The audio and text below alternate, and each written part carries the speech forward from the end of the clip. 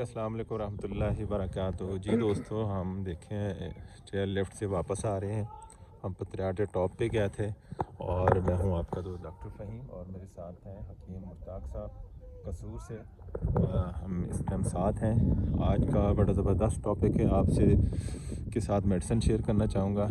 बड़ी ठंड है, जैसे हम भी कांप रहे हैं, डॉक्टर साहब भी कांप, हकीम साहब भी कांप रहे हैं। तो इस हवाले से ना, जिन लोगों को ठंड ज़्यादा लगती है, जैसे मरी में आते हो, बर्फ़ के इलाकों में आते हो या ठंडे इलाके हैं जहाँ बर्फ़बारी ज़्यादा होती है, तो वहाँ लोगों को ना ठंड की वजह से इम्पोटेंसी होती है या ईडी का प्रॉब्लम होता है, इरेक्शन का मसला होता है, जिन लोगों को मर्दाना कमज़ोरी होती है। तो आज मैं आप दोस्तों को दो ऐसी होम्योपैथी मेडिसिन बताऊंगा, तो आप किसी भी होम्योपैथी स्टोर से लेके आप इस्तेमाल कर सकते हैं, तो आपका ये मसला ठीक हो जाएगा। तो सबसे पहले जो होम्योपैथी मेडिसिन है वो है लेसिथिनम।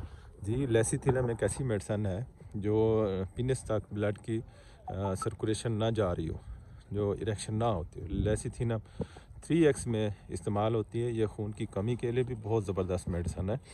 ये आप 3x में लेके सुबह दोपहर शाम 3 टाइम इस्तेमाल करें। और दूसरी जो मेडिसिन है वो है अविनास्टेवा। ये भी असाब को ताकत देती है और बहुत ज़बरदस्त मेडिसिन है ये जिन लोगों को ठंड की वजह से या वैसे भी इम्पोटेंसी कमज़ोरी वगैरह है और पीनस तक ब्लड की सर्कुलेशन नहीं जाती, तो ये मेडिसिन इस्तेमाल कर सकते हैं। जो एजड लोग होते हैं तो वहाँ पे ब्रेटा कार्ब 3x भी वो भी अच्छा काम करती है, लेकिन सबसे ज़्यादा जो रूल है वो लेसिथिनम और अविनास्टेवा।